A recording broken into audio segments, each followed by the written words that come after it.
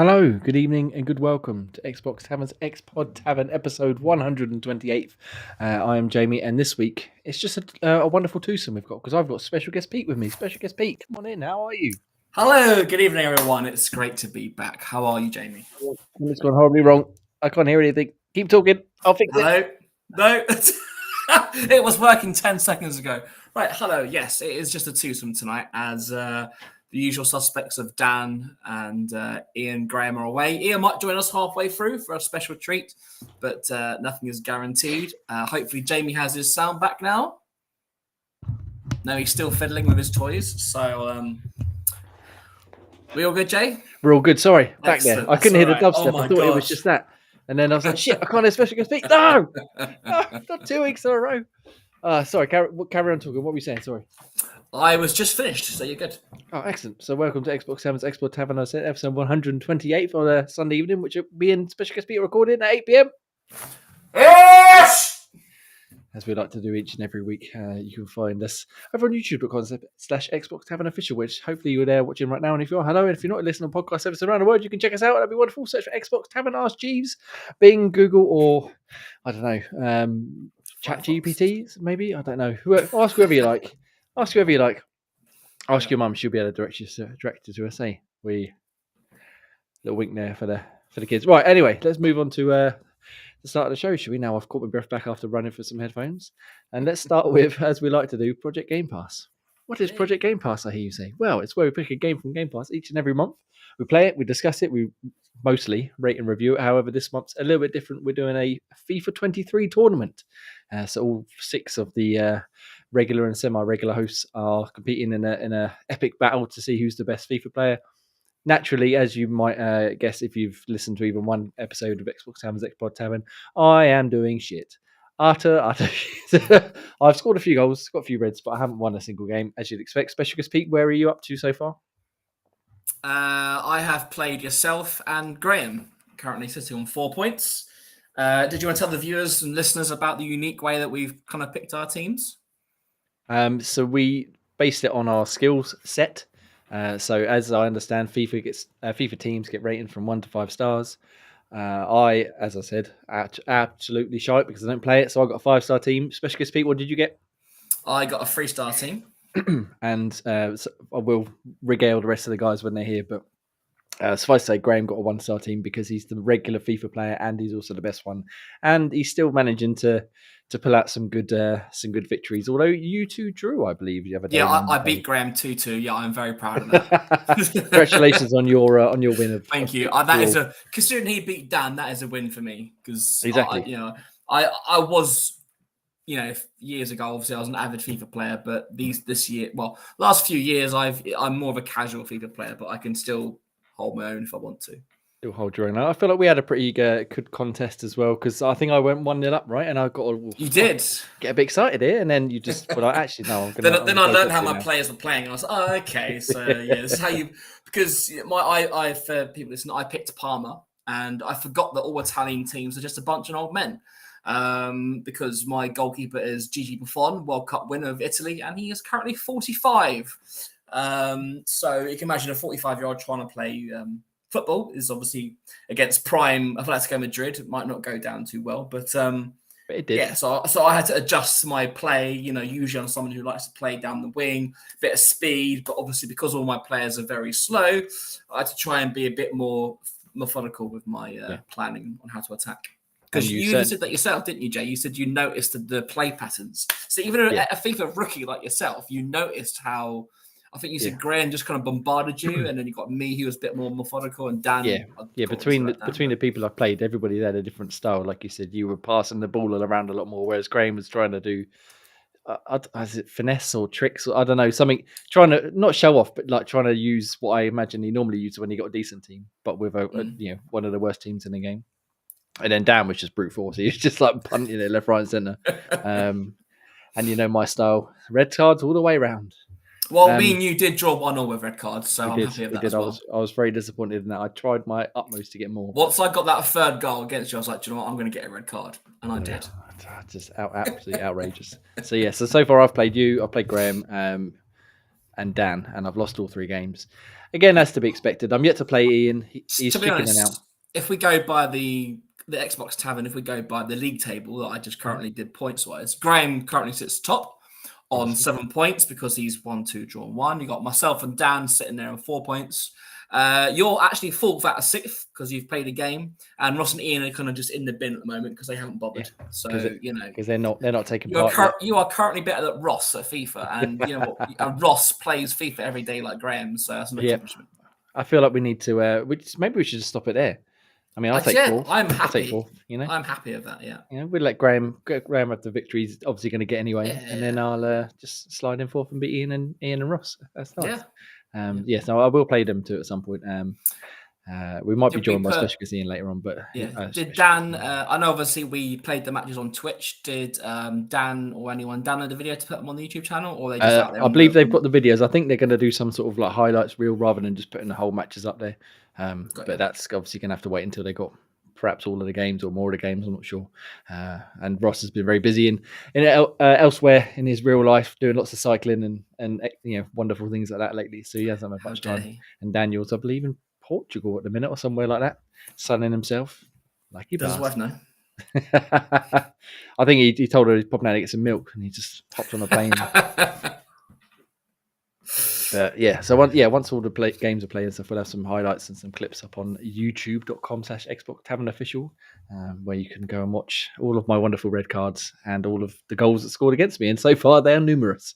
But we're having a good time. I'm actually quite enjoying it. Like I said, even though I'm obviously not going to, I don't stand a chance of winning probably one game. It's been quite fun just having a quick dip in, having a game against you, having a game against Gray, having a game against Daniel. He was the one who absolutely spanked me, 6-3. He beat me. He took it seriously. He was proper going for it. But it's been good fun so far. You got any plans to play the others that you've missed out on so far? Well, when they're available, yeah, but they never seem to be available. So Although to be fair, I have been doing late night shifts for the last 2 weeks as well, so my bad as well. But next week I'm on earlies all week, so it'll just be Tuesday and Wednesday. I'm not really available.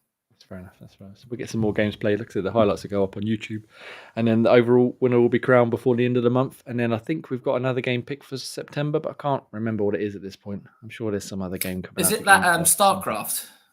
Starcraft? Something. Star Wars? Something. Wars. Star Citizen. It'll come City. To us. That's it. Yeah, it'll come to us at some point. Something about farming or something, I think. Stardew Valley, that's the one. There we go. But yes, we'll play some more and then we'll go on to a new game then. But unless you've got anything else to bring up on the FIFA tournament that we're currently doing, should we move on to other games we've been playing? Perhaps more enjoyable ones. Yep. So you're saying you're not giving FIFA a high mark so far? Well, I mean, I can't deny it's a very well-made game, but it's definitely not for me. As Ian was saying, at least he knows some of the players' names. I've got no fucking chance, but like I said, I'm enjoying the games, even though I'm getting my ass handed to me, just for shits and giggles. And luckily, they get how long are the matches? 6-minute halves, didn't they? Yeah, that's a bit long. It's a bit harsh. That is. It should have been 4 minutes, to be fair. Like 6 minutes. That's fine. It gives me more chance to get more red cards, doesn't it? So right, let's move on to the first of your list, and let's get straight into it, shall we? Your F1 Manager 2023 review went up. Was it this week? It went up. I believe it was it Monday? It'll be 2 weeks tomorrow, actually. So I think it was 2 weeks. Yeah. So it's up. So do you want to tell us all about your opinions on this latest entry from Frontier Developments? Yeah, it's just absolutely more goodness. Obviously, last year, as a first attempt, they absolutely smashed it out of the park. This year was just adding a few more features and a lot of quality of life improvements. And yeah, it's just bloody marvelous. It's harder this year, which I think is going to please a few people, because last year it was a case of you could just design an underfloor and you'd go from bottom of the grid to mid-pack within a couple of races.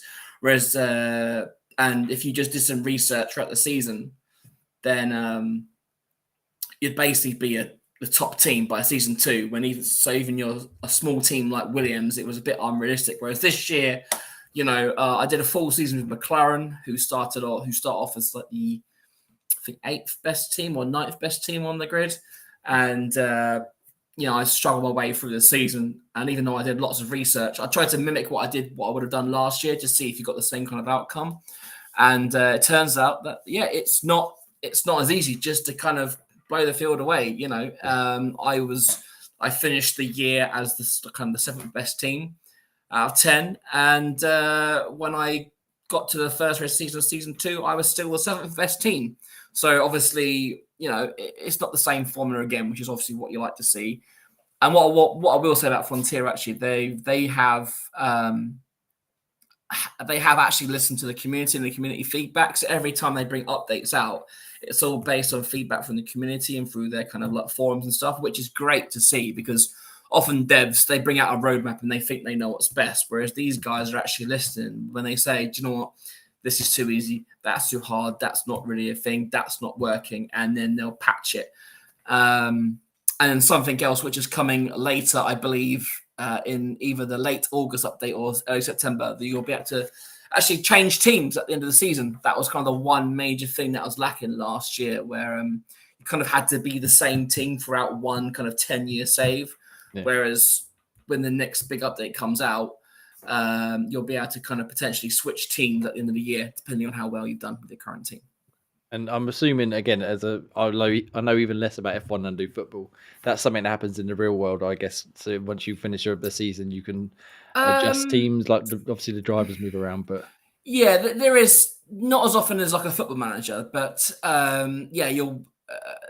I mean, F1 recently, the teams that changed their team principle are the guys that aren't doing as well. Like Ferrari changed theirs because they're not doing well. Yeah. This season, Alpine have just sacked Omar. Can't pronounce his surname. Because he wasn't getting results when he promised results. So it can happen. But it was just a nice feature the community wanted, to be able to have that choice to not just stay at one team. Because, if you do get a team from the bottom to the top, you're kind of, okay, that challenge is done. What's next? Have Ferrari suddenly become the worst team? Can we get them back to glory? Another big thing this year has been around development of drivers and staff. So this year they are obviously got focused development rather than kind of earn XP and then going, right, I want 1 point there, 1 point there. The drivers just naturally grow their stats, which I think is a lot better. Again, I think they changed that based on community feedback.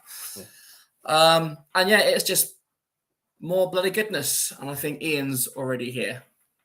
Has he arrived? He has just put I need link. So I think Ian is about to join us. All right, nice. Well, you carry on with your chatting about F1 managers. So, again, you don't get to actually race, do you? You just get to control. No, so you like so it is a full management simulation game. Bit like if you know Football Manager, then it's basically just like that, but obviously with Formula One teams rather than football teams.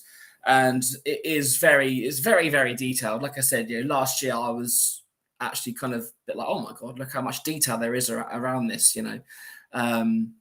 And like I said, a lot of quality of life improvements, like the ability to, if you want to steal a member of staff or a driver from another team, you don't have to do it immediately.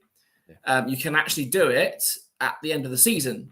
So, which will save you potentially money when it comes to buying out someone's contract, because obviously drivers get paid a lot of money. So if you're trying to buy someone like their contract, as well as cancel your own driver's contract, you could be paying £4 or £5 million.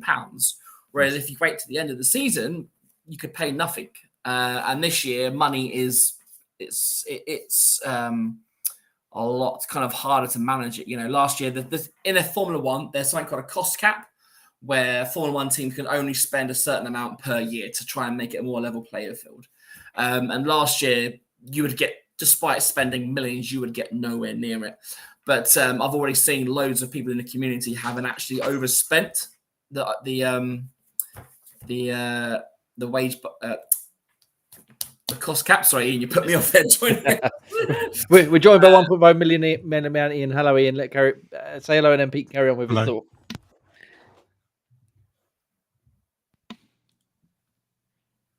Oh, Ian's gonna. I can't remember what I was saying now, but yeah. So, like I said, a lot of quality live premieres. Obviously, my review is up on the Xbox Tavern website. You can see the gameplay footage now, which Jamie is playing. There we go.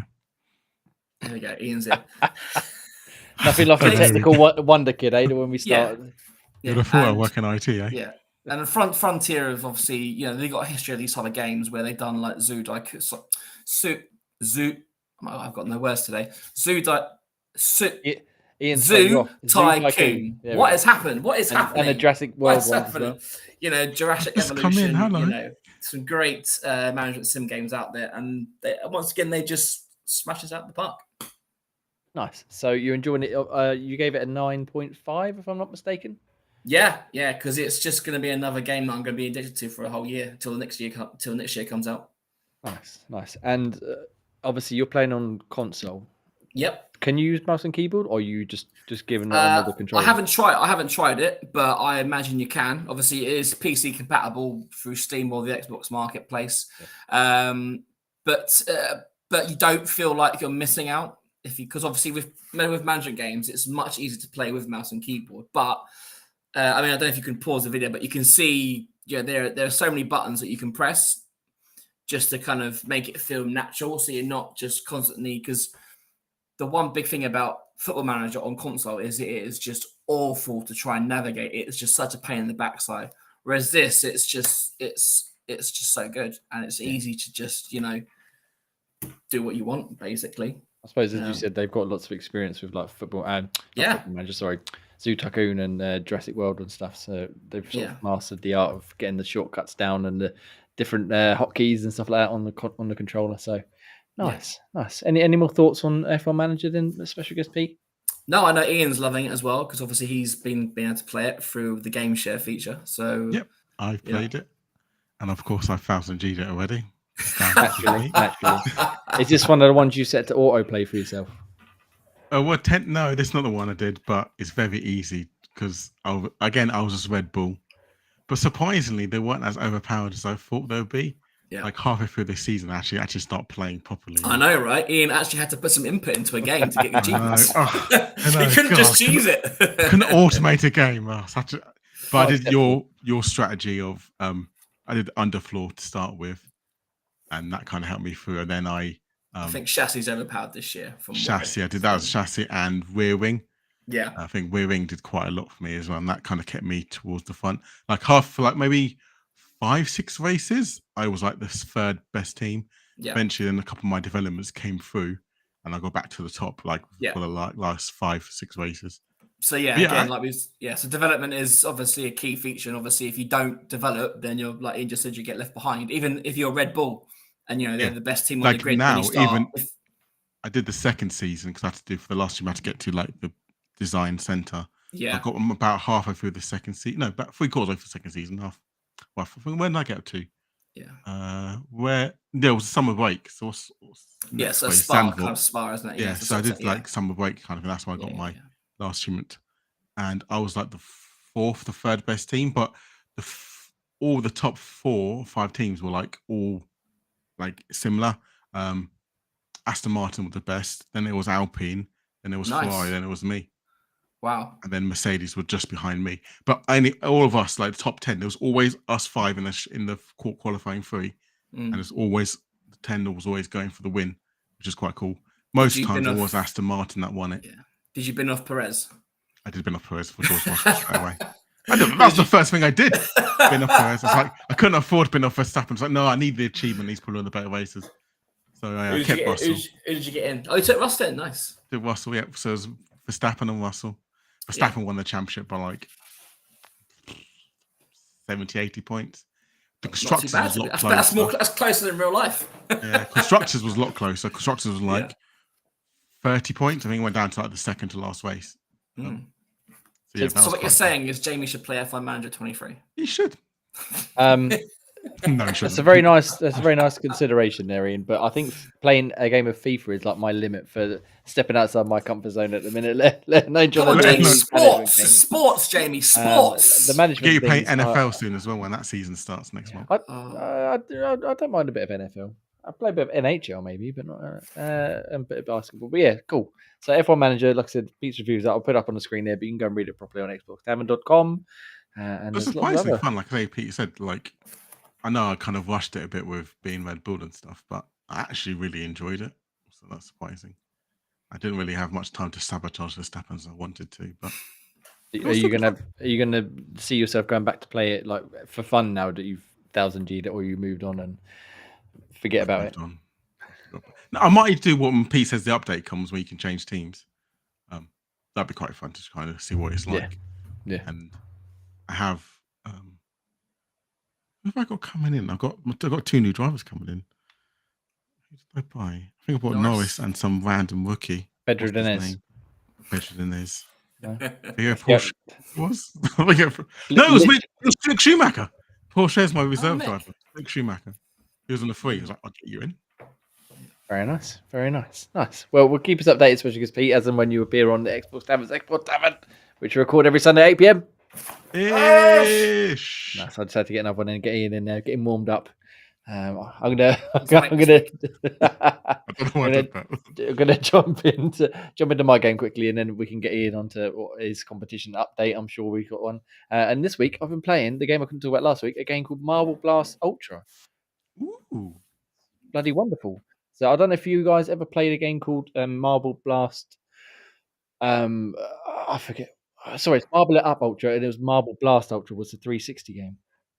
Oh my god, yeah. And there's another one called as well on the Xbox similar to that. There's another one. I forget the name of the other one. It's in the email, but it's like basically this developer just creates these sort of marble based games. So you're just rolling around various sort of tricky platforming levels with the aim to get to the goal, sometimes to collect some items along the way, but mostly it's just a speed race to get to the end as fast as possible.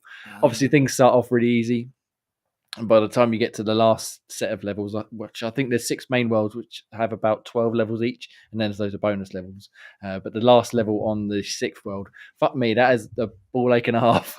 In more than one word, you can see you roll around a ball. But yeah, they're really good fun though. I really enjoyed playing the 360 one way back in the day, competing with some old guys I used to know, playing, trying to beat each other in the leaderboards and stuff. And I was playing this pre-launch, and there's already a few people on the leaderboards anyway, obviously other reviewers and stuff, and yeah, it was good fun trying to be like, oh, maybe we could just pip him to the post. So I could just try and up the speed on that one, and yeah, been really enjoying it. It's a lot of fun. It's like I said, it's like arcade action, so it's not like going to last you a lifetime, but while you're stuck into the swing of it, I had a great time. There's also a multiplayer mode which involves I think it's 4 different modes. There's sumo, which is self-explanatory. You've got to knock each other out of an area, and the longer you stay in the area, the more points you get.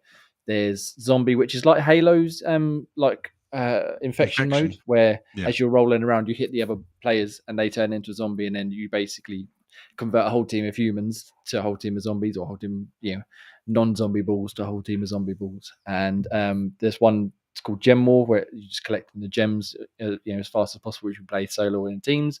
Or my favorite one was basically Rocket League, but Marble Blast. So there was a ball, you had to roll around and try and knock the ball into the goal. I played that after a bit of FIFA, and I know which one I preferred.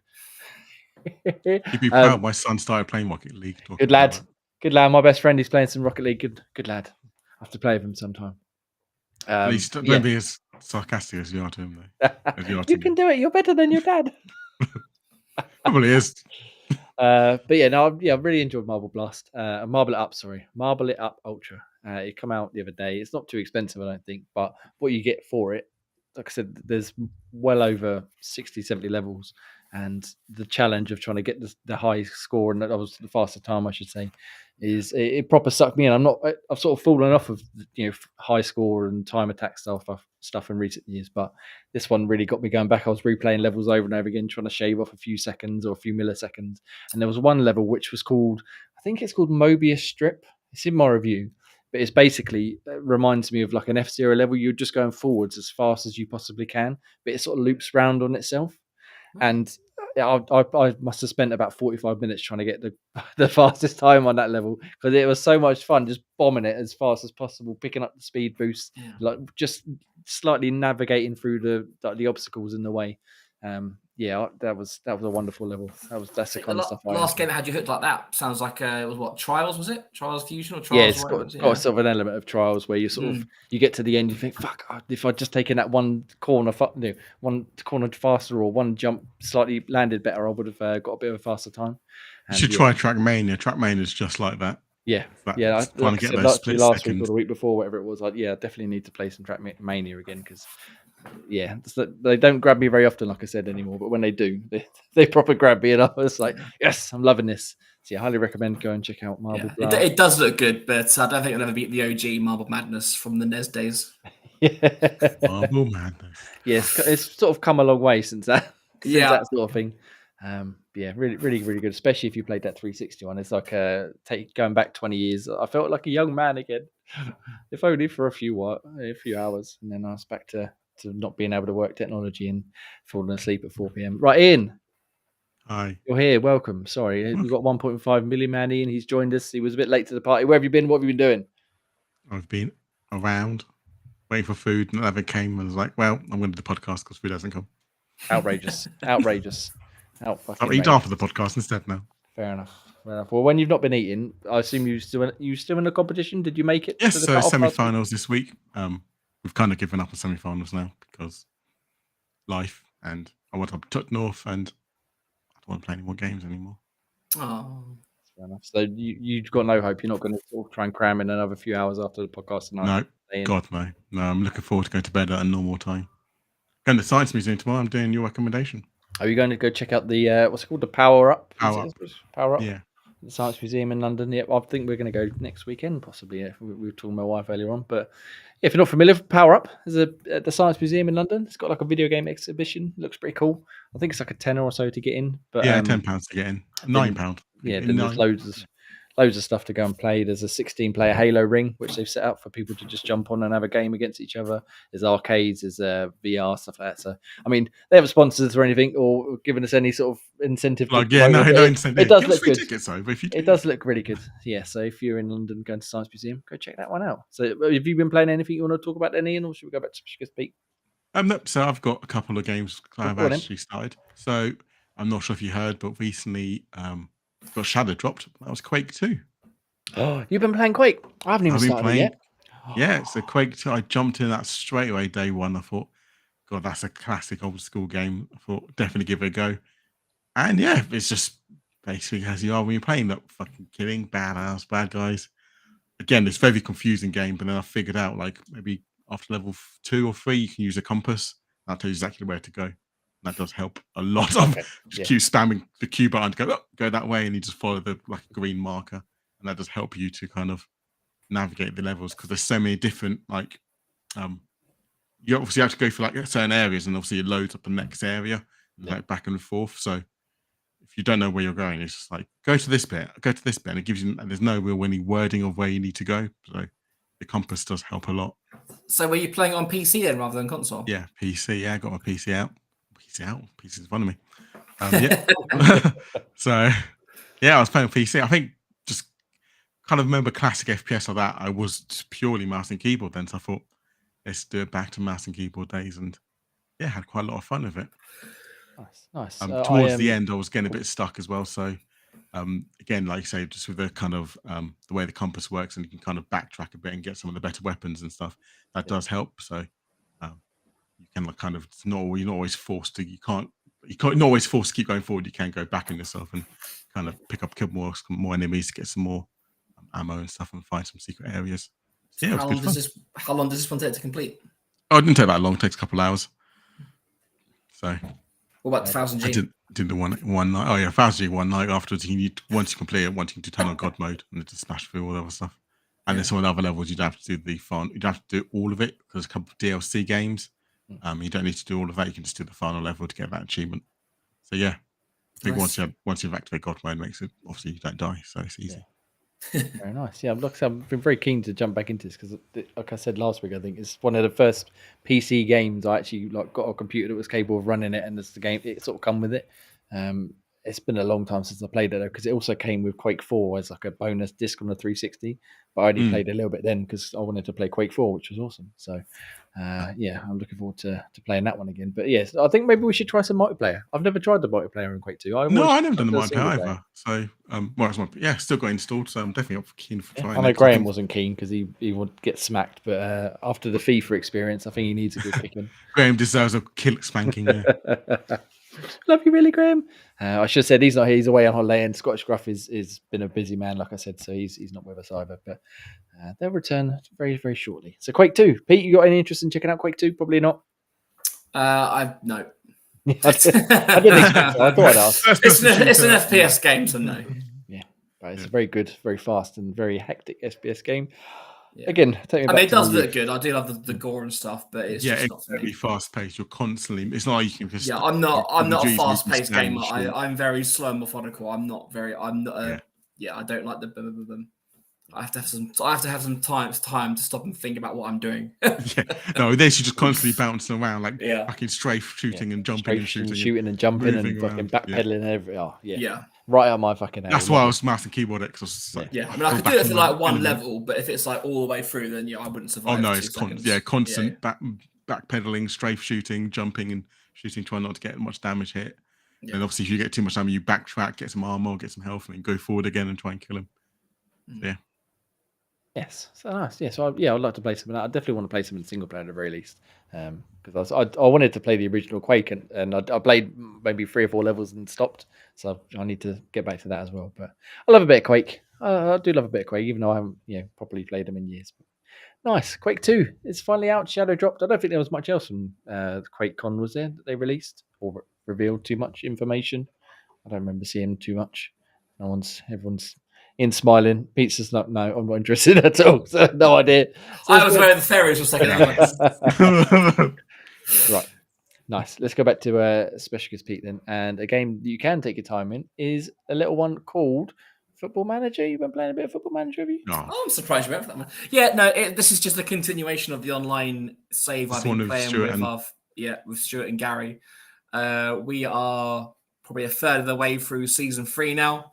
I've been quite consistent in the top of the table, but Stuart and Gary, Stuart's been at the bottom season 1 and season 2. Gary had a really rough season 2 and was very, very close to being sacked. He was odds on to be sacked, but he managed to get some good results and save himself. Now season 3, all of us are in the top 4, and it's going swimmingly well, especially for me. Brighton, our first ever foray into the Champions League. So with that and success in cups, I'm literally playing a match every 3 days. And thank God I did some squad building, because it's absolutely immense. But just a little update on that. It's going very well. And to be honest, it's the only save I'm kind of really into at the moment. I haven't been able to do any kind of solo saves this year. But this one is keeping me playing. Have you... Go on, Jamie. I was just going to say, I suppose it's more interesting playing against real people rather than just yourself. Like most definitely. Because I went in blind, because obviously Stuart and Gary play it quite a lot, so they knew what the players to go for, if that makes sense. Yeah. Whereas I just kind of went, right, I'll set my scouts up and I'll just try and play blind, and just what comes into my inbox comes into my inbox. I'm not going to do any Google searches for Wonder Kids. I'll just, what it is. What I do find quite funny, though, is there's been a lot of transfers in real life over the past month, over the summer window. A lot of these players, like, we've actually signed to our teams. So, yeah, that's been quite funny. It's like, oh, look, this guy signed, that guy signed. Yeah, obviously not going to the same teams, but I'm like, wow, look, all the players that we bought over the last 2 years on our save are now moving in real life. So that's always kind of, I spotted him before he was famous kind of thing. Yeah, so yes, that's always good when you have that, when you find like a gem and then all of a sudden like, oh, they're getting signed, like, oh, I know him. I bought him. Yeah, like, I can't remember. There's a guy who Chelsea has signed. There's a guy Real Madrid signed for big money. The Turkish midfielder I bought for like 10 million, but he went for like 20 in real life, and he's an absolute baller. So yeah, it's good to have these players kind of. We still got that Cancelo guy, that Chelsea buying for 100 million. Calcedo, yes. Yeah, because the funny thing is, right, a bit of a ironic plot twist is actually because Chelsea aren't in the Champions League. I inquired about one of their best players, Enzo Fernandez, and when they rejected the bid, he went on strike. A bit like because he wanted to move, but then Chelsea put like a really high price tag on that. I can't warrant, as much as I've got money, I can't warrant spending that much on one player in a position I don't really need to be filled. I just thought it was fun to actually be the guy, because usually JNFM, like when you're a team and you're building your team, usually the bigger teams are like swarming over you, looking at, oh, look at this, and they will literally just bid for your player. If he's worth 50 million, they'll go in and bid like 5 million for him, absolute peanuts, and it basically upsets the player, and they basically play rubbish, and you're basically forced to sell them. So it's actually nice for the shoe to be up on the other foot in this scenario. Very nice indeed. I mean, I would ask questions. No idea what you just said. I followed along. I'm listening. I'm like, yes, football. Yeah, football. Yeah. Players. Pedro Dinez. Does he play football? No, he doesn't play football. Does he? Yeah, nice. So you're playing against these two people. How long have you got left on it? Did you say? I might have missed that, but. Well, no, I mean, the good thing about Football Manager is there's no kind of end date. You basically stop when you get bored. So we're 3 seasons in. We could go until season 10, season 20. It depends how far we get. Because obviously it's quite good to get into the future, like 10 years, 15 years, because then all the established players are gone. So it's all like regen and new gen players. So it's all just about finding the next generation of talent, of names that you don't know. So yeah, always good. I mean, I don't know any of them. No, I know. The current ones, but yeah. But what I mean is Stuart and Gary just can't do an internet search. Go right, left winger, wonder kid. But, got to play the game properly. Yeah, nice. Of course, good. I just thought it'd be a nice challenge for myself because I'm don't want to brag, but I am quite good at the game. So it was nice. I mean, I don't like to brag, but I'm an experienced Football Manager player, so I know what to do, and obviously those two are as well, but they've been only playing against each other the last couple of years. So when I got invited into the game, I was like, yeah, okay, I'll show you how to play. And I think because obviously you play each other twice in a season, so we've played each other a lot of times. I think Gary's beat me once, where I played a reserve team. Other than that, I'm beating them 9 out of 10. Remember Stuart's 3rd-year plan? So this is and to be fair, I think he is now 6th because he's gone on a bad run. I think he's lost 3 games in a row now. So I think he's 6th now. But he's still obviously a lot better than he was in season 1 and 2. Fair enough. Very nice. Very nice. Well, again, you'll have to keep us updated. You've got Football Manager, you've got F1 Manager. We'll have to find more management games for you to play. I'm sure we can dig a few more up. Right, gentlemen, I need a favour from one of you. Have you got a stopwatch handy? Yes. Yeah. Cool. Because it's time for Xbox Tavern's Nintendo Minute, because I don't want to go on about Pikmin for too long, but I'm going to talk about it because it's fucking awesome. So I need one of you to time me and tell me when the minute's up, and I might stop talking. We'll see how I feel. Ready? Hang on. Ready? Let me start the trailer playing because we need to watch this majestic wonder as well. The trailer counts as in a minute, by the way. All right, go. Let's go. Right, so Pikmin 4, I finished it. Like I think I said last week. I've rolled credits, but after the game, the credits roll, I should say, it just goes and goes and goes. And I've been playing it all week, and I'm only just about to finish it now. I've probably got about an hour or so left. There's almost the same amount of content after the credits as there was before the credits. There's more onions to unlock. There's more levels to unlock, more Dandori battles to take on, whole new areas that aren't even sort of hinted at before you get right to the very end. A whole new twist on the very end, like when you rescue the person you've been going to rescue, all of a sudden you go, oh, actually, things have changed. And I was in the Discord with some other people, and one of them said that they thought it was a bit overly stretched. But it can't go on long enough for me. I am absolutely loving it. It is just one of the best games I played this year, which we'll get into later on. But it's just wonderful, and I'm having a fantastic time, 100% in every single area there is. Nice, and that was my Nintendo Minute for Xbox Tavern's Xbox Tavern. Excellent. I look forward to playing it. Yes, I highly recommend it. Once I finish it, you're more than welcome. The big shame is it is multiplayer because my youngest son loves Pikmin as well, and he was actually devastated you can't play like couch co-op. Yeah, there is co-op, but it's not. I haven't even tried it, to be honest. But it's you like basically Mario just throw Odyssey. a stone. It's pointless. Yeah. It's like the most pointless thing you could do. It's not like Pikmin's most pointless thing you can do. Yeah. Whoa, Ian. Whoa. Well, you're gonna have to borrow it as well and play it like you borrowed Tales from the Borderlands. we've got a job here, Jay. Obviously, we need to convert Graham to play The Last of Us, and Uncharted. And we need to convert Ian to play Pikmin. We've got a job in our hands here. Yeah, that's what. Again, Ian's still got to play Insomnius. We still need to stream that, Ian. I need to. We do this week. We said we'll do it this week. Last We'll week do it this week. took north, but we can do it this Last week we were up north eating Chinese, and this week, no excuse.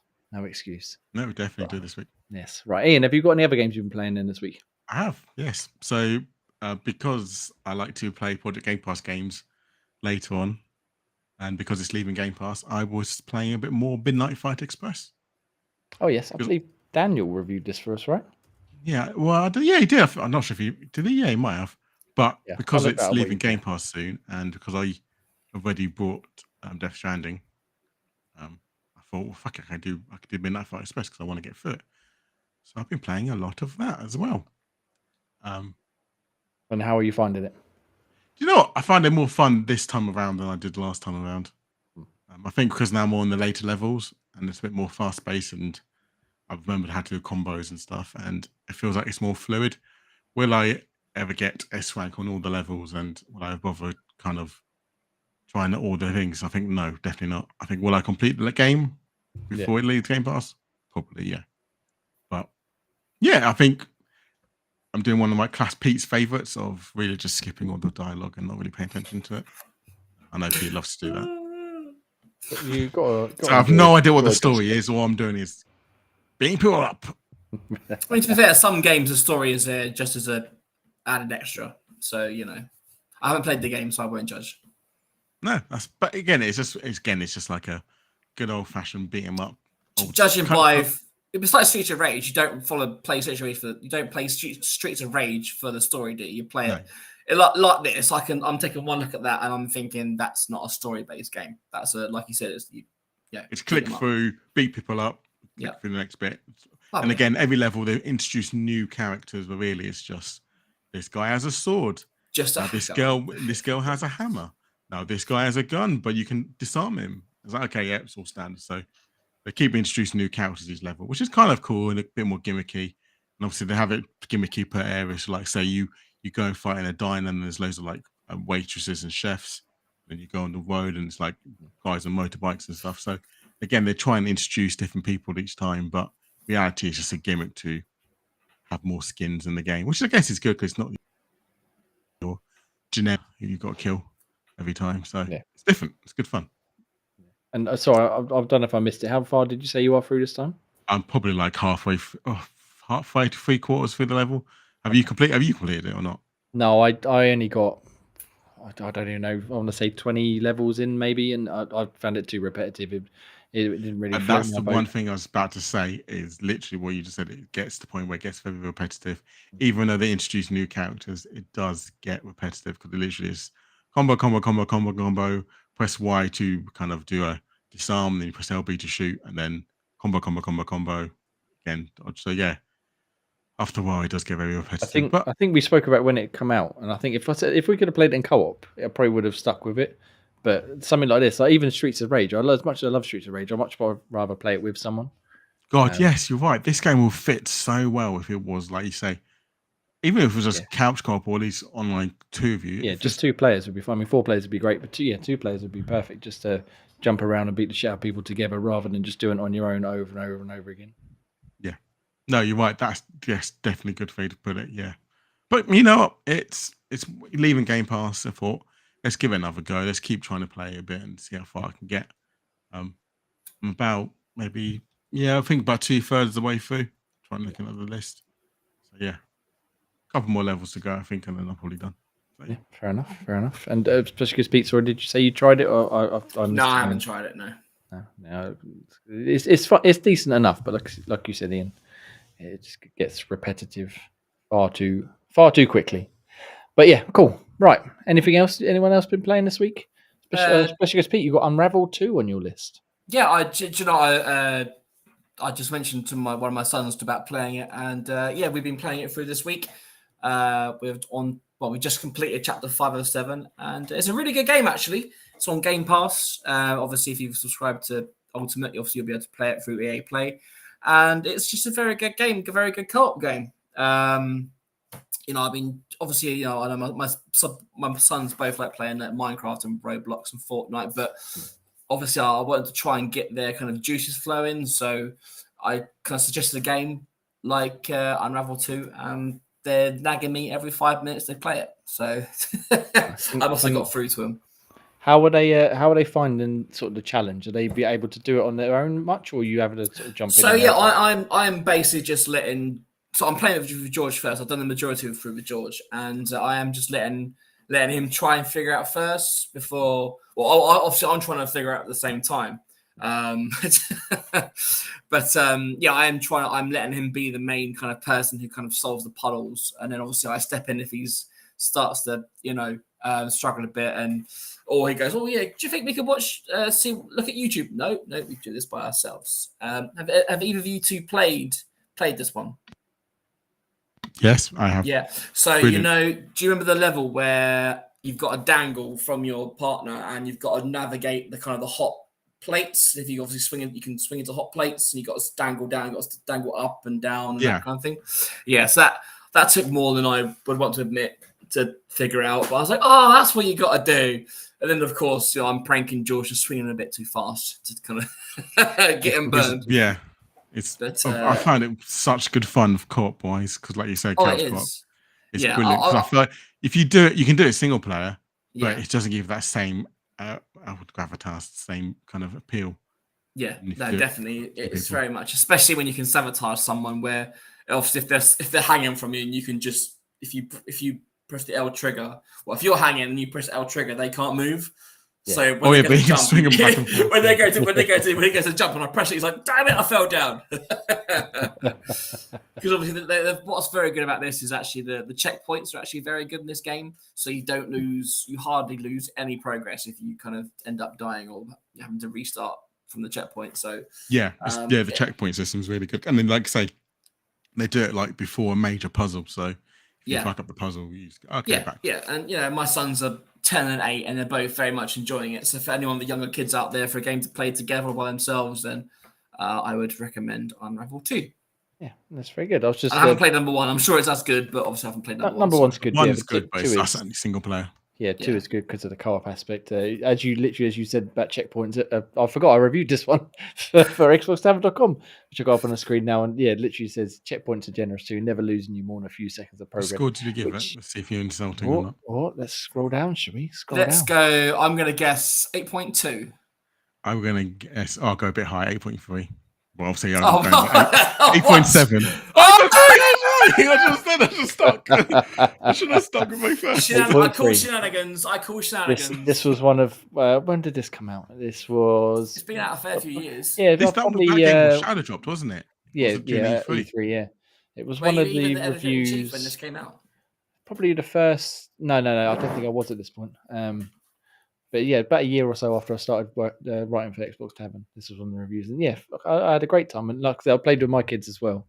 We haven't completed it, but we've played maybe the first 2 or 3 levels, and they were loving it until they got stuck. And then, like you said, like fuse into me and maybe do the tricky part, and then they unfuse and did the next bit. And they started to get the hang of it. And then things like you said, Minecraft and Roblox and that sort of took over, and they haven't really gone back to it since. But really good game. Now, because of that, he's now downloaded games like Limbo and Curse of Brotherhood. Curse of Brotherhood. He was a bit, because Limbo's quite dark, he was like, Daddy, do you think you could play the first little bit just to see if it's scary? And I was like, it's not scary. The character just dies violent deaths. It's fine. Yeah, it just gets crushed by...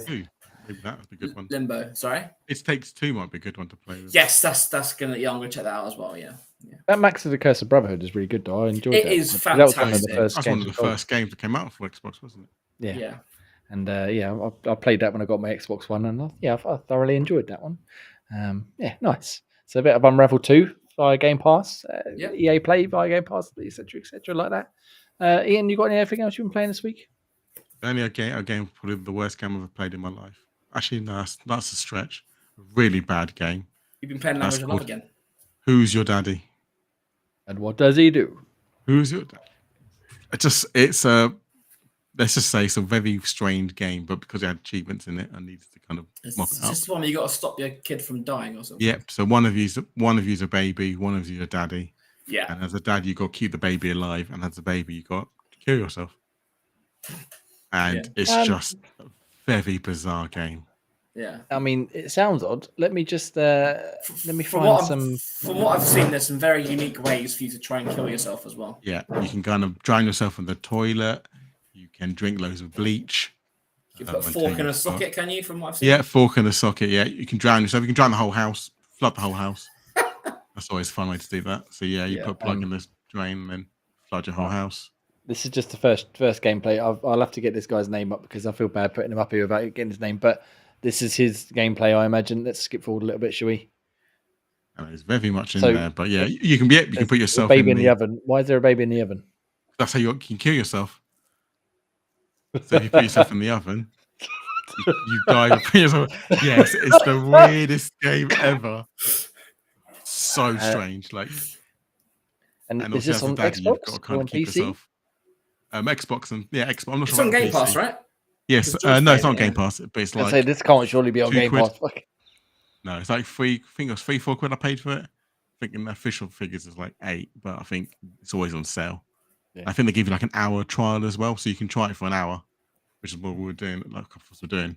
I feel like an hour would be enough of this. Yeah, so it's such a bizarre game. I think there's one where there's a level where you can actually. This is how bad it is. The dad leaves cocaine out, and you can do that. Yeah, that's fun. This feels like literally made for YouTuber bait like this guy. Let me find his name quickly before I turn this off. So I'm guessing it's an 18, right? Sunday. I don't know. Got a lot of views, got a lot of subscribers. Thank you very much for letting us borrow a bit of your video. I'm going to turn it off now though because that is horrendous. It is horrendous, but I wanted to note with it because it's that bad and it's funny because it's also Spectrum co-op as well, so you can do it like say if you had to count like a night drinking and stuff. You could do like local multiplayer. But yes, also online as well. But yeah, it's fucking dreadful. I feel like there's lots of better games that we could play in a not a local co-op rather than. Yes, rather than that, yes. I agree too, but I think it'll also be quite funny if you're drinking. But yeah, maybe. We'll see. Other than that, and lots of Dead Cells DLC. That's me. Fair enough. Nice. Well, I don't like Dead Cells anymore because considering we've thought we might be a bit stretched for time. We've gone nearly an hour just on stuff we've been playing, which we've been playing a lot. Again, I must highly recommend Pikmin 4 because it's fucking awesome, and obviously all the other games that everybody's been playing, we've been enjoying very much. Apart from something about killing babies, which we'll move on from that very quickly. Right. Like I said, Scottish Gruff isn't here, so I'll do the plugs real quick, and then we'll get into a couple of quick news items, and then we can go on from there. So. If you would like to support Xbox Tavern's Xpod Tavern, which we record, I don't know if I mentioned, 8 p.m. Ish. Every Sunday on youtube.com/Xbox Tavern official. You can go over to patreon.com/Xbox Tavern and you can chuck us a few quid. That would be lovely. Give us a bit of support, a bit of love, and a bit of hard-earned money so we can keep the podcast going, the website going. Less than 10p a day. Yes, whatever else we'll use that money for. Mainly Ian to buy more games about killing babies. I can even. That's horrendous. Can't cut that out. Apple Podcasts, Spotify Podcasts. Rate, review, like, share, whatever you want to do on them platforms would be wonderful. You can find many reviews as we've shown on the screen on xboxtavern.com. We've got a few to talk about later on as well. There's quite a few more coming up this week, which I've got waiting in the wings. Social's been running along the bottom of the screen, as hopefully you've seen. Find us on Twitter, TikTok, Discord, Facebook, wherever else, Instagram, OnlyFans. If you're lucky. What's Twitter? I haven't heard of that. Sorry, X. And then finally, as you may have noticed, running along the bottom of the screen as well with our plugs, you've got insertcoinclothing.com. If you use the code, wait for it to come back up because I've forgotten what it is. XPTIC23. You can get £5 off orders over £50, and they've got loads of wonderful stuff. They've just got a new Starfield jacket which has come up, which looks really, really nice. You can go and check out their other Xbox stuff they got on there, as well as other platform and consoles and games and stuff. Obviously, all big fans. Got my Resident Evil 8 shirt on this evening. And I love Insert Coin Clothing. I think they're fucking awesome. Very good quality stuff, that is. Yeah, highly recommend. My wardrobe is pretty much entirely powered by Insert Coin at this point, apart from the odd Jaws t-shirt. So yeah, go check them out. And like I said, XBTIC23 for £5 off orders over £50. Nice, gentlemen. Like I said, we've got a couple of quick news things, but really the main thing I wanted to talk about this week was the year as has been so far. Things we've played, things we've liked, things we've enjoyed. Is anybody ready for a sort of a retrospective on the first 7 months or 6.5 months ish of the year? 7.5 months ish of the year of games we've played. Pete, did you do a bit of research? Have you got a particular game you'd like to shout out from the year so far that you think might make it high up in your list towards the end of said year? So obviously we've already done F1 matches today. So the other game, well, I've wrote down my list here, but obviously Far Cry 3, didn't get released this year. But I think Diablo 4, I think I mentioned in my review that it'll be very hard to beat the game of the year, which is quite funny because it'll be like Diablo 4, F1 Manager, two very contrasting games up for my game of the year potentially. But Diablo 4 is got a bit of rap recently with the season when the season's launched. But a game, like, I even put in my review about the story. The story is really good as well. Like obviously, Diablo is known as a kind of a bit of a grinder, right? You grind for loot and more loot. But the story is really good. Which the good thing is, if once you complete the story once you complete, if you want to create a new character, a new class, etc., you can just skip the story straight away, so you don't have to go through any of the dungeons again. But yeah, it's just, it looks absolutely gorgeous. Every class is very fun to play. You can build the character the way you want.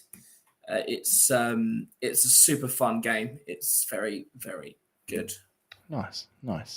Ian, I know you sort of joined us late. I don't know if you've done any preparation. I can go next if you need a bit more time. Yes, please go next. I'm trying to think. Cool. Well, I'm going to shout out a game from. I'm looking through my list of reviews and stuff I've done this year because pretty much everything I've played has been reviewed other than Pikmin and Zelda. But there's a game called Nuclear Blaze, which is by the same creator of Dead Cells, which is why I thought it might pique your interest since you've got into that lately. And it's about it's like a firefighting sim. So you, instead of fighting your way through a roguelike, you're just going through like a procession of levels, putting out flames and clearing rooms and sort of solving environmental puzzles. And fuck me, it's awesome. I really, really enjoyed it. I did, like I said, I haven't properly got into Dead Cells, but yeah, if it's anything like Nuclear Blaze, I can see why everybody loves it so much because the procedural, not procedural so much, but the physics of it and the way that the levels all gradually get harder, but they use the same base mechanic of literally just putting out fires. And then there's various things we've got to find keys and defeat certain environmental hazards before they cause the roof to collapse in on you and stuff like that. And yeah, the feel of the gameplay is awesome, much like Pikmin as well. Once you beat it, you can then go back and play it all again, but on like a harder mode. So you get less, slightly different powers, and you also get less time to put out the fires before they destroy everything. So it just like buffs up the difficulty and buffs down your abilities. I never actually finished that mode because it was fucking hard. But yeah, really, really highly recommend checking that one out, Ian, especially if, like I said, if you're into Dead Cells. It's what's the game called again? Nuclear Blaze. Nuclear Blaze, yeah. Come out in April by the looks of it. That's when my review went up, and I'm pretty sure I got it out on time. So yeah, highly recommend that one. Have you got a game you want to shout out from this year that you've played that might possibly make your top of the list contenders later on? So other than, I guess we're not counting like PS special out of a game that didn't come this year, would be Dead Cells. I don't think the DLC came out this year, which will pique my interest. So technically, could be a loophole for because thoroughly enjoyed that. Surprising how much fun I had with it. But I'm going to go down out of nowhere. I'm going to say Exoprimal, mainly because how surprised I was that I'm still playing it now, and B, how I was like, oh, this is going to be a bit shit. It's just killing dinosaurs. But then once you start playing it, and then obviously I mainly heal, so 9 times out of 10 we win because most times the other team never has a healer. So it's just having so much fun with it. I'm surprised how much fun and how much enjoyment I got out of the game. The fact that you can actually be a healer, but also you can actually still do a bit of damage and still kind of help out the team, like some people's healer I was, Witch Doctor, where you can actually kind of stun all the zombies, then dinosaurs and stuff. So, so are you actually enjoying it because it's good, or because it's just better than Redfall? Well, definitely better than Redfall. That's not. You've ruined my next pick. God damn it! Oh, sorry. Yeah, It's an opinion, Jay. It's fine. You have an opinion. Yeah. But no, yeah, I think maybe it is, and I think just because for me it was like one of those ones where Jamie, I think it was you recommended it for Project Game Pass. I was like, oh, go on then. But then once I started picking up and playing it, I'm like, fuck yes, this is fun. Yeah. I must admit, it did surprise me how much I enjoyed it as well. Considering, like you said, I had the same sort. Oh, it's just another fucking wave-based looter shooter nonsense. But yeah, once we got into it, proper enjoyed it for those 2 weeks. We proper got into it and had a few. I haven't played it in the recent times just because I've been so obsessed with Pikmin and trying to do some. Yeah, I know. So I played it. I was like, oh, go on. I would have like you finished all your games and winding down. I was like, oh, what should I do? I just have a couple of matches of Exo Primal before bed. Back on that for a few matches. I mean, it must be good if it's dragging you back in because, like you said, you're very much a competition player. You play different games all the time, so for a game to draw you back in, it must be good. Yeah, and that's exactly it. If that's what I mean. Exactly the way to put it. Something's drawn me back in to keep playing. Yeah. So, yeah, for me, I'm just going to give that at the moment for leading contender. That probably will hit my top 5. Nice. So, Pete, do you have a second pick that you've sort of want to shout out from this year? I had kind of 3 main ones, but yeah, I'll shout out. I'll go with Miasma Chronicles. It's a game that I saw on the review to be review titles, and I was like, that's a bit of me. Well, the first thing I saw is if you like XCOM, and I was like, yes, download. Because XCOM for me was just. I first played XCOM when my first son was born, and it would just introduce me to one-handed gaming because I had my son there whilst just playing on the controller, and it is a very, very good game. It takes the kind of that genre in a kind of a different way, but in a good way as well. It kind of, I can't remember what it was now, but it kind of reinvents some of the kind of the mechanics that are in those kind of the kind of turn-based games. But yeah, if you're a fan of games like XCOM, then give Miasma Chronicles a go. And actually, to be fair, the devs are very friendly on the social media as well. I said to them, obviously, I very much enjoyed the game. I completed it. Now, as the only slight hiccup was the achievements didn't pop, and they came back to me within like minutes, going, "Oh, could you do this and do that?" I was like, "Oh, okay, fair enough." I was like, "Yep." Usually sometimes devs will come back hours later, but these guys were on it, and I was like, well, do you know what? If they're going to respond to little low life like me, then obviously I'll give them a bit more to my time back. And turns out I think it was an issue with quick resume, where for some reason, obviously the quick resume feature does work, but if I didn't just turn off the game completely and reset it, then the achievements wouldn't pop while playing the game, which is a bit odd. But I'm guessing that it happens every now and then. It happens quite a few games. I've noticed that you have to kind of always make sure that quick resume, especially ones that are always like the stay online ones, or the ones that kind of you have to just join into like a nice server or anything. Yeah, always. And that's it. That's the thing. Miasma Chronicles. It's not a live service game. There's no microtransactions. Not even cosmetic shit. It's just go and play the game and have fun. And the story's a bit meh, but it's really good as you can play on and you unlock your new skills and stuff and all that kind of. It's very good. I very much enjoyed that. Nice. And like I said, you can go check your review out for that on xboxtavern.com right now as well. And my second one, I'd want to give a quick shout out to. There's quite a lot of fucking awesome games I played this year. Looking through my list here, a few stinkers are Redfall, but quite a lot of really good ones. And one that really, really caught me by surprise, even though it's not the highest score I've given this year, was Amnesia: The Bunker. I know Ian's obviously fucking super keen to get into that one and give it a go, but it surprised me because I like horror games in general, but I tend to prefer the ones where they're sort of not necessarily a bit more action, but more going on than just you sort of hiding in a cupboard for ages, as much as I do like Outlast.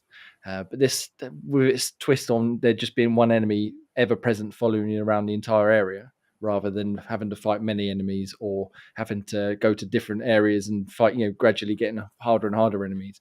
It was just such an awesome twist, and I absolutely obsessed with playing it until I finished it. The end let it down a little bit because the final sort of section was a bit flat. But yeah, for the most part, the actual gameplay itself, I just thought it was excellently paced, excellently crafted, and even sometimes in horror games, I know you'll know, Ian, obviously you're a big horror fan. When they show you the monster, it sort of loses a bit of its impact because you're like, oh, I've seen it now. I'm not I've got nothing to be scared of. Whereas this, every time it sort of come face to face with me, I was like, "Fuck, shit, run away, quick, turn around, no, leave me alone." And there was one bit I was hiding in a corner, and I was convinced I was hidden. And he sort of poked his head through the door, and I was like, "Please don't see me, please." And he just sort of turned, looked at me, like screamed, and just pelted like straight. I was no, please leave me alone. I don't want to do this again. Yeah, really, really enjoyed that game. It's surprising how much I enjoyed it. I can see the dread on Ian's face. I know. So what have I got myself into? Yeah, well, like I said, at Insomnius, I'm looking forward to sitting along with you while you stream that and play that. You probably get 1000G pretty quickly if that's any consolation. No. Well, why don't you tell us about a second game then that you've sort of particularly enjoyed this year that you think is going to be up there? So I guess for me, will have to be my second game will be Hi-Fi Rush. Again, nice, good old shadow drop game. Project Game Pass as well, and again, one of the ones where I basically played from start to finish, even to the DLC that came out, and again, thoroughly had a great time playing it. Again, one of the ones that didn't feel as repetitive, like example, Midnight Fire Express was kind of the beat 'em up style, but the kind of gimmicky with the whole in time to the music kind of beats, kind of helped a bit. And again, the musicality in that game was fucking brilliant as well. Some great tracks. Yeah, I only played the first handful of levels, but yeah, the songs themselves were fucking awesome. I fell off a bit because I was playing things like Amnesia. I don't know. I like rhythm games, and I like obviously that sort of combat games. But I beat the first boss, the wrestling boss. I can't remember her name now. And then I just sort of didn't get back to it. I think I just isn't that big robot the first boss? Yeah, but there's a robot the first boss, the first level, but he must have got a bit further than the first level. Yeah, I beat the wrestler. He's not Dan, whoever that is. Yeah, or wherever that is. So I should say sorry. But yeah, no, it's good. So again, early pick for the year. Do you reckon it's going to hold fire until the end of the year, or might it slip down depending on how things at Starfield pan out? I'm about to start next week in Legend of Zelda, so I imagine that will slowly creep up. And then there's about 4 more games looking forward to, so maybe it might be an honourable mention. I imagine. I probably will set Exaprimal just is a bit more ahead of Hi-Fi Rush purely because of the multiplayer. And I'm going back to every now and again. Hoping we can get a game going again sometime soon. But it might do. Who knows? We'll see. Yeah. Depends how 3 games in my head which come out this year, if they're disappointing or not. Fair enough. Do you want to let us know what those 3 are that you're looking forward to? It'll be Starfield. Obviously. So imagine, again, will it be a time sink or will it be a bit...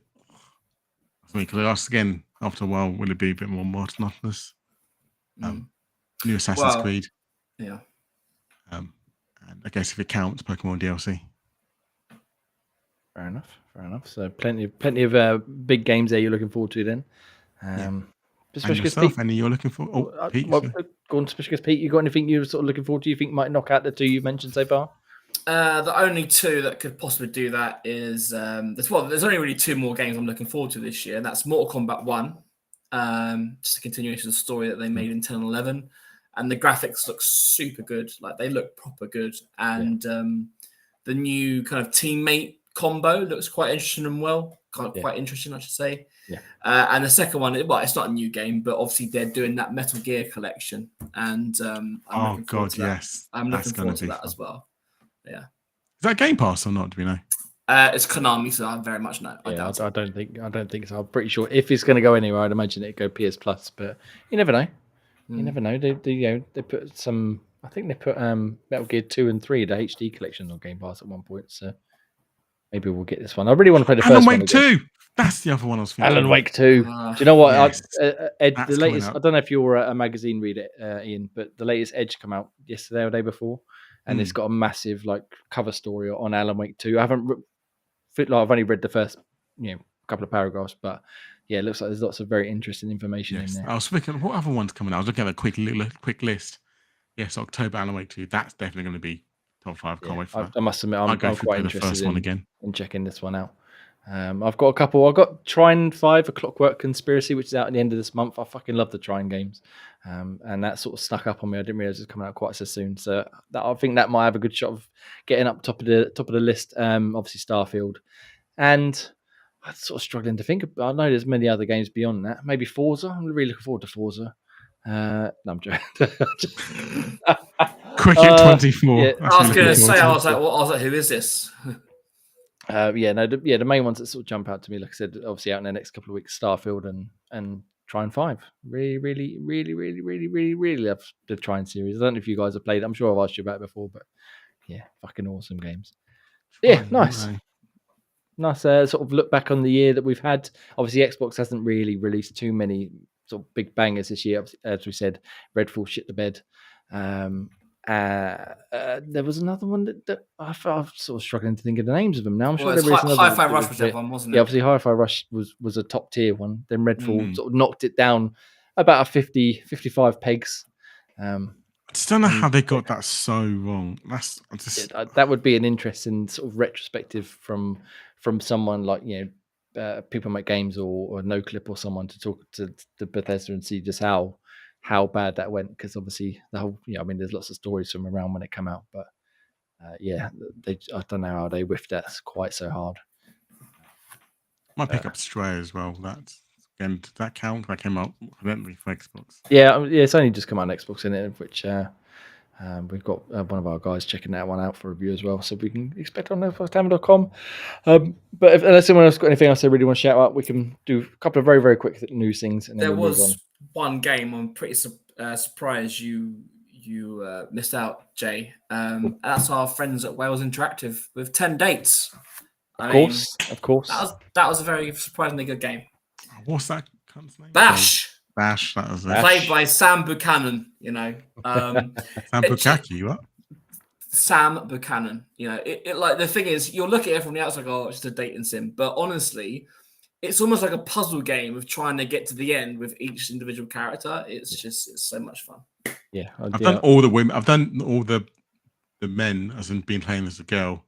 Never went back to playing as the guy dating all the girls. The problem is you've experienced Bash now. There's nothing can top that. I think, yeah, that's it. I've peaked too quickly. I should. Yeah. Like his story was just so. You obviously the way he starts off, and then all of a sudden you're like, oh, and then you're like, oh, Bash. Just want to hug you, Bash.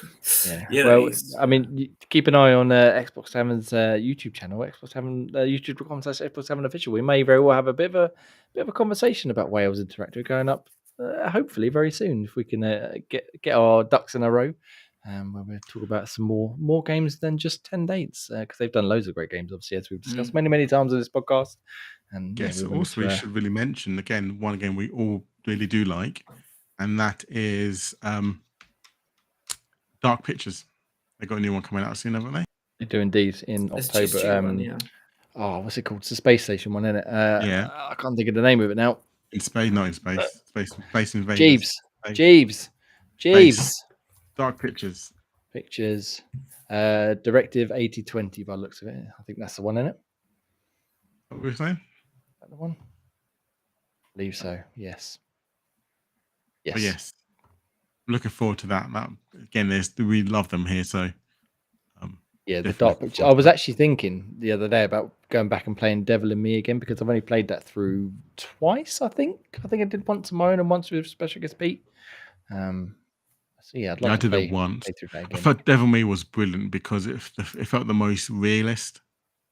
Yeah, like it could actually happen, whereas others a bit more spooky. Yeah, well, it was sort of based on a historical serial killer. I don't know if it was the real one, or I can't remember if it's the real one or not. But there was some sort of factual evidence or realistic elements to it. So yeah, fucking Dark Pictures.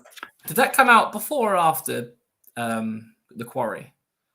Came after. The Quarry was mid last year. Yeah, Devil in Me was very good. They've all been so good. The only iffy one was the second one, wasn't it? But Little Hope even that was still good. Exactly. I think it was a clever concept. I didn't see it coming until right at the end. Like, oh my god, now it makes fucking sense. Yeah. Whereas the others were kind of like House of Ashes was still brilliant for the ending bit, where I was like, I calmed down, relaxed, put the controller down, thought it was the end. Then shit hit the fan again. I was like, for fuck's sake. Yeah, House of Ashes. For me, again, Man of Medan's still my favourite one. But maybe we should do a deep dive on the Dark Pictures as well. if the Wales interactive one goes well, I'd like to do some more videos. I mean, of that, we already did a podcast, didn't we, on the House on House of Ashes. because we did House of Ashes, didn't we? We had a chat about that, didn't we? Yes. So, we can talk about this off air, but maybe we'll get some more game or genre specific podcasts. Yeah, so that would be 80-20 is the end of. Oh no, season 1's already happened, isn't it? Season 2's now. Yes, it's the start of the season 2. Yeah. There's no date; it just is late 23 or early 24. Yeah, so we'll look forward to that later on this year, hopefully. I imagine it'll be Halloween. Supermassive Games just down the road from us. We could just pop down there and say hello. Pop down to Guildford, say hello. See if they'll let us in. Let me in. Let me in. I want to play your games. But I mean, we've got a way to go for that. So let's look at some news, shall we, gentlemen? And if we have to. I mean, it's been real barren lately. Obviously, we've got Gamescom coming up next. No, later the coming week on Thursday, I think, is Opening Night Live. So I'm sure there'll be plenty of news next week. But the big news this week, I don't know if you guys saw or not. It's Activision. I'm just going to hang up. Lollipop Chainsaw's been delayed. I was about to say Lollipop Chainsaw, isn't it? That's fine. It's been delayed. It's got a new name. It's now called Lollipop Chainsaw Repop. But it's been delayed to next year, obviously, as everything is, because they need more time to get it just right. I don't know. Starfield's going to be Game of the Year, so they're like, they're probably wise moving out of the way of Starfield, because as much as I love Lollipop Chainsaw, I don't think it's going to have much of a chance to compete with it. But our friend, I think it was Varno, put up a clip on Twitter. X, of some highlights, and just watching that again, I forgot how funny it was. It's just proper like teen humor where, yeah. Oh yeah, I've never played it, but I saw a clip of her talking about she wants babies with him, and he's like, "I'm just a head." Yeah, I'm just a yeah. It's like science, come on a lot. We can just get your saliva. And I was like, "Well, okay, it's just going better." It's a very funny game, but also it's like hack and slash in the vein of like No More Heroes and like. I was going to say Bayonetta, but that's probably a bit more technical than Lollipop Chainsaw. But yeah, really, really good game. But it's been delayed to next year. Next summer, it says here on their X account. When was it supposed to come out? This year, was it? It was supposed to be this year at some point there. I don't think they'd set an actual date for it. So that's a bit of a shame. But I mean, that's we'll do. We've got plenty of other games to play in the meantime. Xbox has bought its $1 Game Pass Ultimate trial back, but they've reduced it from a month to 14 days. Obviously, I imagine this is ahead of time, ahead of Starfield. They don't want people paying $1 to pay Starfield for 30 days. So they've got it for 2 weeks. It's back now. And yeah, you can pay £1 or $1, get the whole 2 weeks to play Starfield. See if you can squeeze 2 weeks worth. Starfield into 2 weeks. If not, you have to pay for the full thing, or indeed buy the game outright, as you should do, really.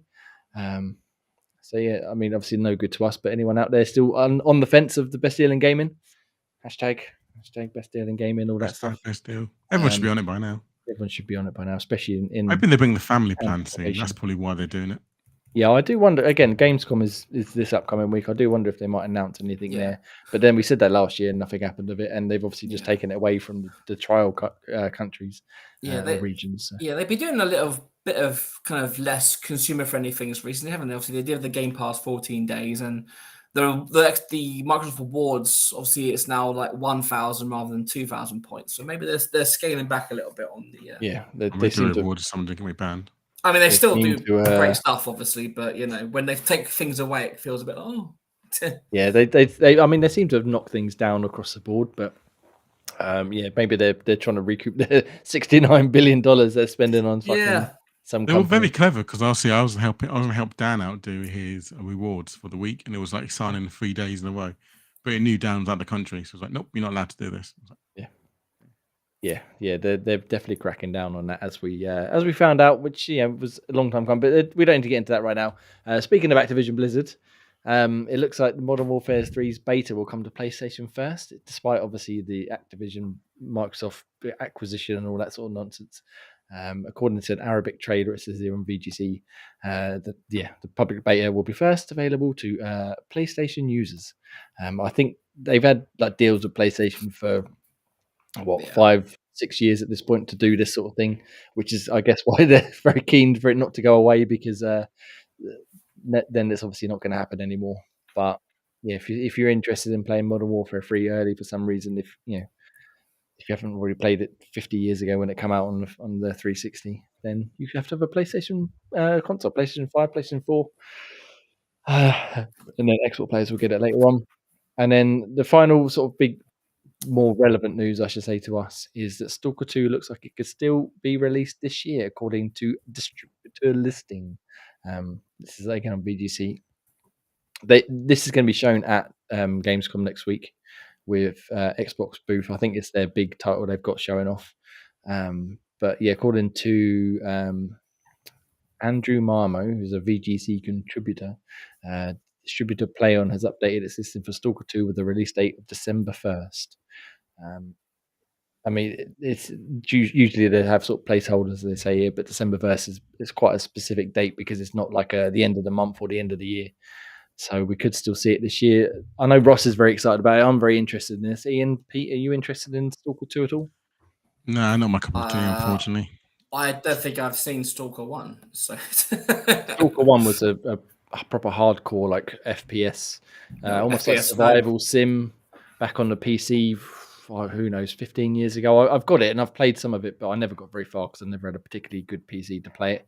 But it was quite renowned for like its physics and its what's the right word, like immersive sim qualities. Like the world would react around you rather than just sitting still waiting for you to get to places. cool. And it looked incredible as well. But yeah, it's been a long time coming for this one. And obviously got delayed due to the war in Ukraine and stuff. So we might finally see it this year. Very interested to check it out. And like I said, I know Scottish Gruff is very, very keen on this one indeed. So yeah, he might still get his wish. Who knows? It might even pip Starfield for Game of the Year from him. I doubt it. I don't know. I think Ross is very excited for yeah, Starfield is very exciting. Yeah. I mean, it better be after all of this fucking wait we've had. But yeah, those are the sort of like the real quick hit news stories. Like I said, Gamescom is next week, so we'll have no doubt more to talk about next Sunday at 8 p.m. Ish. Thank you very much. But for now, let's move on to the rounding of the show because somehow, again, even though we didn't have much to talk about, we've gone nearly an hour and a half already. So I'll read out a quick few reviews that we've got up on the website that have gone up this week. Again, my Marble Up Ultra review has gone up, as well as special guest Pete's Power A Advantage controller review, which is a nice sparkly edition. And that it's sort of like pink and orange and black and it's more purple, yeah. Very, very shiny. My Insomnus review finally went up. And I think that's it for this week. That's new. I've got a review for you, Jamie. What? Yeah, what? I thought White Little Peas on Quake 2 because I had fun with it. Oh, so you can look forward to that going up on Xbox Tavern in about 4 weeks' time, and Ian finally sends it to me.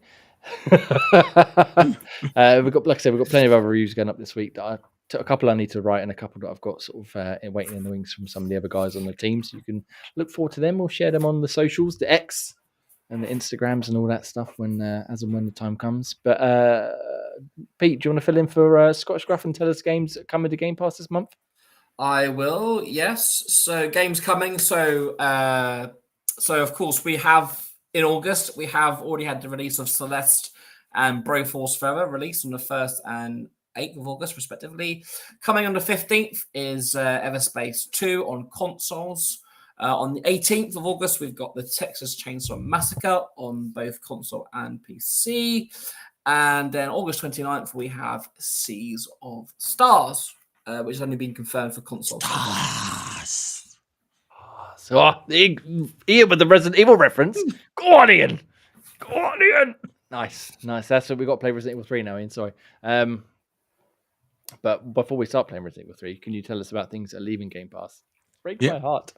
Unfortunately, games leaving Game Pass on the 15th, so a couple of days, is Death Stranding, Edge of Eternity, Midnight Fire Express, and Total Warhammer 3. Warhammer. So yeah, go check them out again with Gamescom this week. Roughly, 2 days after that, I'm sure we'll get plenty more games coming into Game Pass.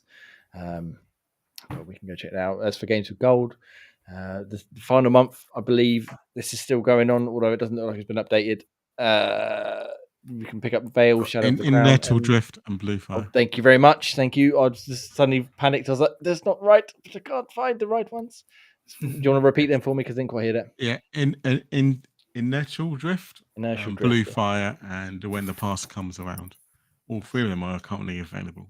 Yeah, go download them while you still can, while the Games of Gold program is still going before it shits to bed and leaves us. And then as it sets off into the sunset, we'll get Starfield dropped right in front of us. Do you think they're going to bring something different instead? Well, I guess no. Well, they got Game Pass Core, haven't they? Yeah, I guess. I was saying they're going to make it a bit better on Gamescom. Yeah, we'll see what happens. It'd be very interesting. I don't think they're having like a press conference, but I'm sure there'll be plenty of announcements and news and stuff. And like I said, we might get a confirmation of Stalker's release date of December 1st at the same time. Yeah, nice. Okay, well, it's been a pleasure. Thank you very much for listening. If you made this far, you're a fucking hero.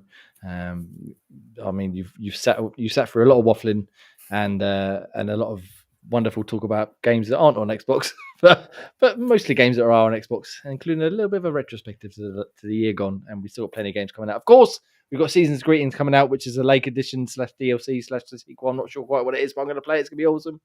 And I wonder if you'll get Game of the Year. Probably not, because there's been some stiff competition this year, but I'm very much excited about that. Anyway, I am been Jamie. You can follow me on X or wherever else you like, Xbox Live, etc., etc.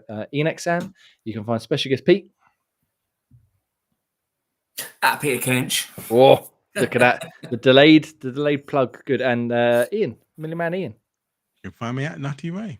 Nice. Thank you very much. You can send abuse to me at Chocolate Bear 80. just the nastiest. No, don't do that. Yeah, that's the abuse account. Yeah, just declare your love to Chocolate Bear 80. Yeah, send him lots of nice love. And remember, when you do send messages to at Chocolate Bear 80, include the hashtag "Be Nice You Cunts," and he'll know we sent you. He'll know we sent you. Right. Thank you very much, everybody. We'll see you next week at 8 p.m. Hey! Goodbye. Goodbye.